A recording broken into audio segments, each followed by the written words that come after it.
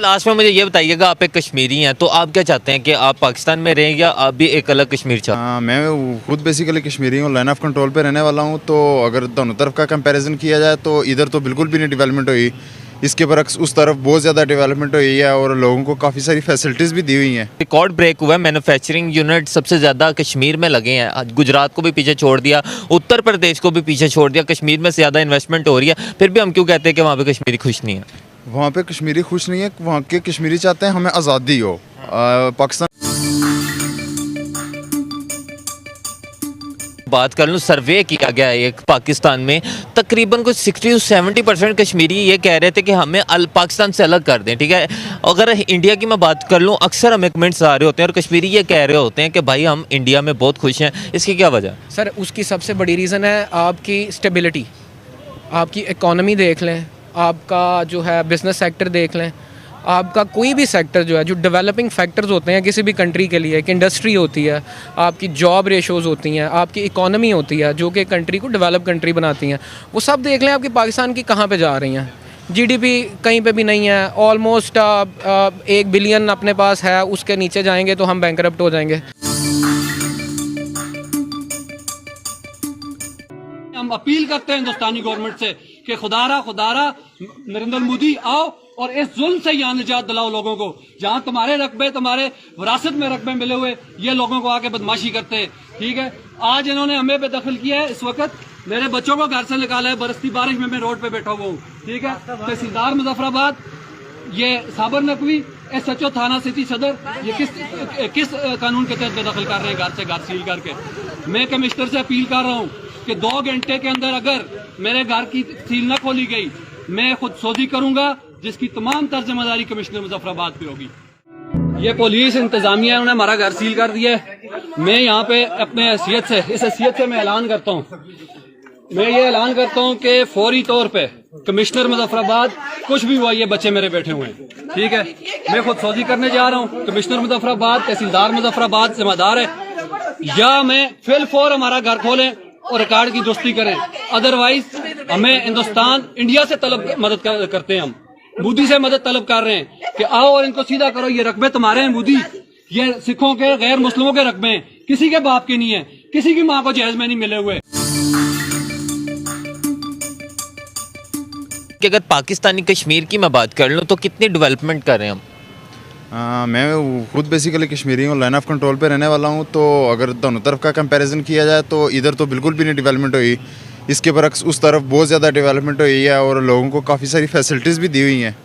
इधर तो मैंने बहुत देखा है, लेकिन कुछ भी नहीं है। रोड्स की भी वही हालत है, इंफ्रास्ट्रक्चर की भी वही हालत है, कुछ भी नहीं। जो गवर्नमेंट को पैसा मिलता है वो उनके अपने जो सैर सपाटे हैं वो ही नहीं ख़त्म होते। ये कहा जाता है कि वहाँ के जो कश्मीरी हैं, इंडिया के कश्मीरी हैं, उनको हकूक़ नहीं दिए जाते, जबकि देखा जाए तो इंडिया वाले जो है वहाँ पे इन्वेस्टमेंट कर रहे हैं। उसके अलावा इस दफ़ा जो है रिकॉर्ड ब्रेक हुआ है, मैन्युफैक्चरिंग यूनिट सबसे ज़्यादा कश्मीर में लगे हैं। आज गुजरात को भी पीछे छोड़ दिया, उत्तर प्रदेश को भी पीछे छोड़ दिया, कश्मीर में ज़्यादा इन्वेस्टमेंट हो रही है। फिर भी हम क्यों कहते हैं कि वहाँ पर कश्मीरी खुश नहीं है? वहाँ पे कश्मीरी खुश नहीं है, वहाँ के कश्मीरी चाहते हैं हमें आज़ादी हो। पाकिस्तान के लोग इस खुश में न रहें कि वो वाले कश्मीरी चाहते हैं कि हम जो है वो पाकिस्तान के साथ हो जाते हैं। वो बिल्कुल नहीं चाहते। वो कहते हैं कि जो आज़ाद कश्मीर वाला ऐसा है, ये भी हमारे साथ है जो हम अलग मुल्क बनाएं।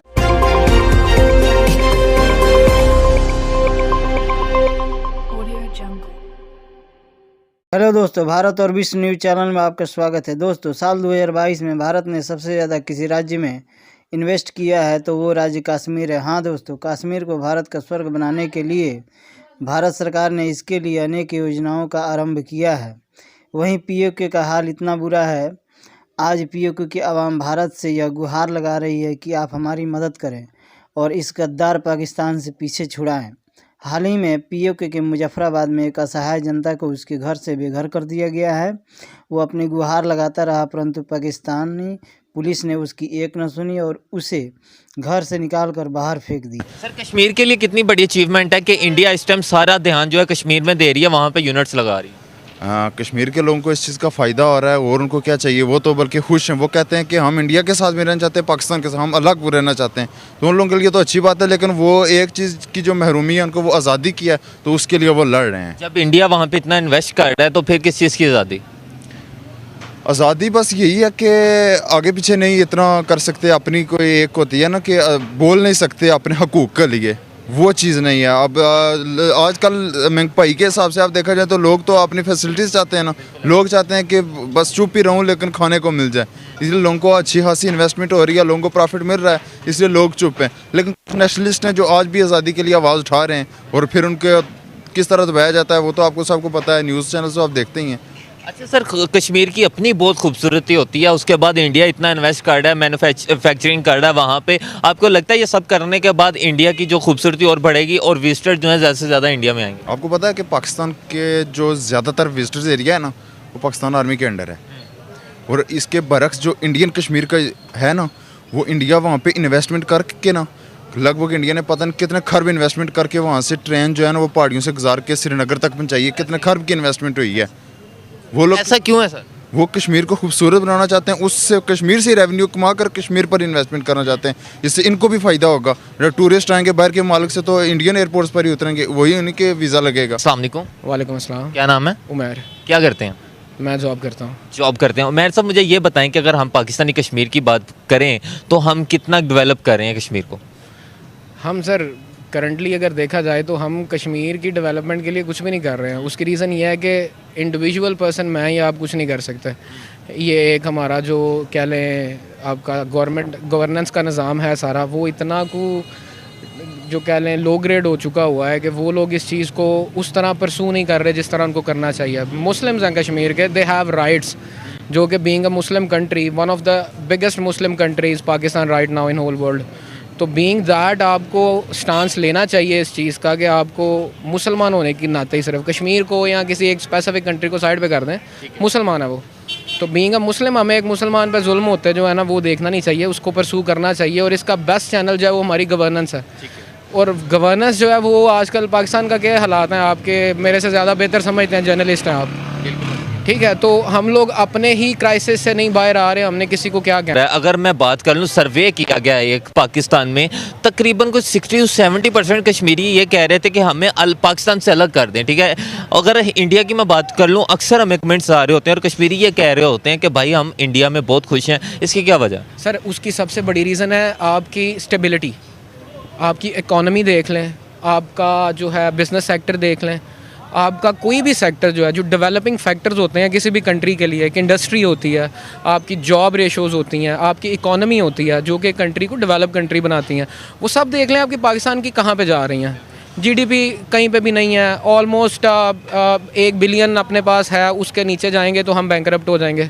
हमारी जो फ़ौजी क़यादत है, जो कि किसी भी मुल्क का एक बड़ा स्ट्रॉन्ग पहलू होता है, वो स्टेबल नहीं है, उनका पता नहीं है वो किस तरफ है।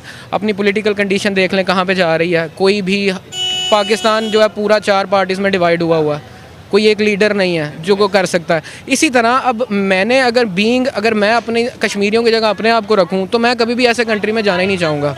सर मैंने जिस तरह स्टार्ट में बात की कि कश्मीर हमारे लिए रोल मॉडल है, हम वहाँ पे इन्वेस्ट करेंगे तो दूसरे कश्मीरी देखेंगे कि भाई हाँ, कश्मीर को पाकिस्तान ने अच्छा रखा है, हमें भी पाकिस्तान के साथ मिलना चाहिए, ठीक है। लेकिन हम कश्मीर में कुछ नहीं कर रहे। आपको लगता है कि हमें भी भाई वहाँ पे यूनिट्स लगाने चाहिए, इन्वेस्ट करना चाहिए ताकि हम एक रोल मॉडल बन जाए? देखें, बात वही दोबारा आ जाती है कि हम खुद रोल मॉडल हैं ना, तो रोल मॉडल कौन होता है? जो परफेक्ट होता है या जो इन कंपैरेटिव दूसरे कंट्री से बेहतर होगा, वो रोल मॉडल बनेगा ना।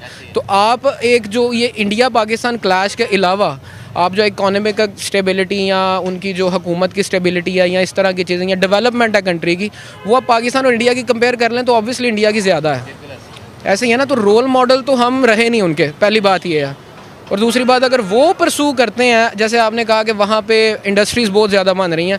अब इंडस्ट्री देखा जाए, आपने रिसेंटली मैंने अभी पढ़ा है कहीं पे कि एप्पल जो है वो मैन्युफैक्चरिंग अपनी चेंज कर रहा है, इंडिया में शिफ्ट कर रहे हैं।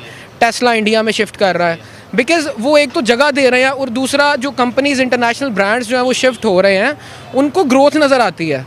बड़ा कंट्री ब्रांड्स खुद चाह रहे हैं हम इंडिया के साथ करें, लेकिन पाकिस्तान कहाँ पे नज़र आ रहा है? और यही तो रीज़न है ना सर कि हम उतने स्टेबल ही नहीं हैं। जो एक कंट्री अपनी ग्रोथ को लेकर स्टेबल नहीं है, वो किसी इतने बड़े ब्रांड की ग्रोथ कैसे कर सकती है? नहीं कर सकती।